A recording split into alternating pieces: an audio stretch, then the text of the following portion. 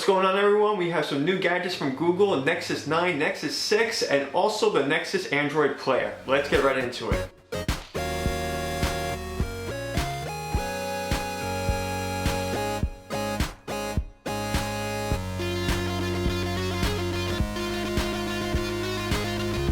So usually this is the time of the year when Google makes an announcement, and they didn't change anything this year with some new Nexus devices. Let's take a look at what they've been working on. So starting off with the Nexus 6, we have a display of 5.96 inches. That has a resolution of 1440 by 2560 with a 493 ppi. The camera itself is 13 megapixels, rear facing with optical image stabilization, and a front facing 2 megapixel camera. The processor is a Qualcomm Snapdragon 805 quad core 2.7 gigahertz, and the GPU is Adreno 420 running Android 5.0 Lollipop. And for memory, you can get it in 32 or 64 gigs. Now, the battery is one of the most impressive things that I thought was on this phone. You can get 6 hours of usage from 15 minutes of charging. Now that is just incredible. And they say from a full charge, you can get over 24 hours. Now for sound quality, it gets even better. You have front-facing speakers now, so you don't have to worry about the speakers being on the side of the phone when you hold the phone and blocking sound. What an awesome change to the Nexus phone. And the Nexus 6 will come in midnight blue and white. If you're planning on purchasing one, the Nexus 6 will be available for pre-order October 29th and will be in stores in the beginning of November. The 32GB version without a contract is going to cost you $649, and the 64GB version $699. Now moving on to the Nexus 9, this is a new tablet from Google. We have a display of 8.9 inches. It's an IPS LCD. This means you're going to get the true color of what you're looking at. That is great for graphic designers or even if you're a web developer, if you just need the true color of the project that you're working on. So really great news about that. And then we have a rear facing camera of 8 megapixels, and the front facing camera is 1.6 megapixels. The processor is running a 64-bit NVIDIA Tegra K1 processor, 2.3 gigahertz, and the GPU is Kepler DX1, also running Android 5.0 Lollipop. And also I thought one of the more interesting things that Google was showing about this is an attachable keyboard.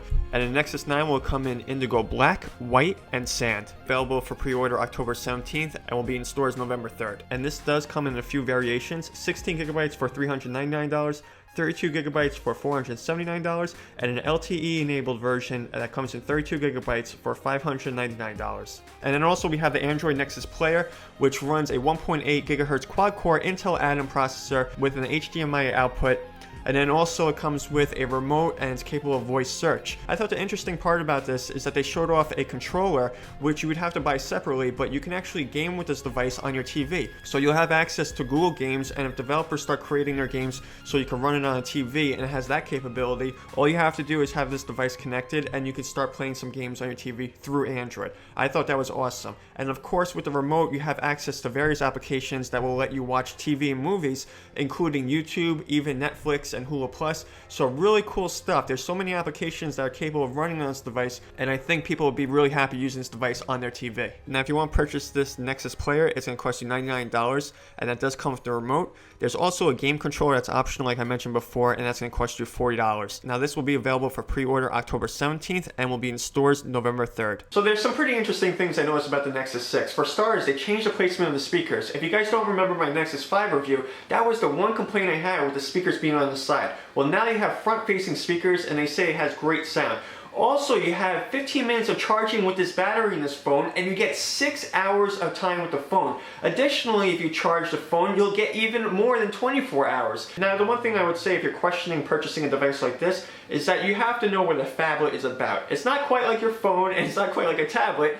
It's a phablet. So if you've never owned one before, and I haven't, I've only seen them in stores. This one I'm going to try on the store, and if I want to purchase something like this, I'll use my Galaxy phone as my developer device because I'm working with Android. And if I don't like a phablet, I'll just use a regular phone. But this phone actually looks really cool. It has great hardware, the screen is awesome, the camera is pretty cool. I don't know, people out there complaining about cameras. This thing has a 13 megapixel camera with image stabilization. What else are you looking for with the camera from your phone? I mean, that is pretty good. So it has a high quality camera, and then also you're going to have a great experience with getting all the updates directly from Google. Now what I found interesting about the Nexus 9 right away is that it has 16, 32, and 64 gigabytes.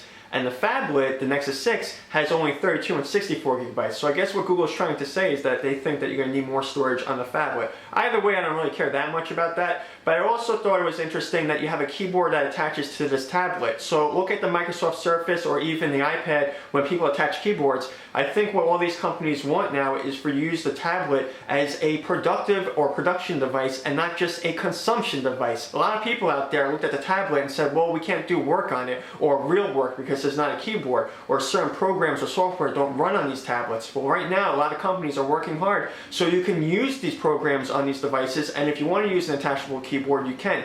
You know, even the keyboard for this thing looks exactly like the Microsoft Surface. Is that a good thing or bad thing? I don't know. Right now, I have not used a tablet keyboard ever, so if I try this out, it might be an actual cool thing to have. If we can use these tablets as devices where we can accomplish a lot of work on, this is going to be a lot better than having to always have a laptop with you or even a desktop computer. So just let the technology get better and better so we can actually get our work done on any device that we want, and that is the goal. And I think the idea of the Nexus Player is fantastic. To have a game controller where you can play games on your TV through Android is pretty innovative, and I hope to see a lot of great games on there, because a lot of times when I'm playing a game on my phone, I'm always thinking it would be even more fun to play it on my TV. So we'll see what happens with this player, but if they can actually get the game developers out there to produce some great content for this device that connects to your TV, we're going to see some great gaming through Android, and that's what I'm looking forward to. Besides the media stuff, because if you watch YouTube or even if you have a Netflix account and you want to watch all your media on the TV, that is awesome too.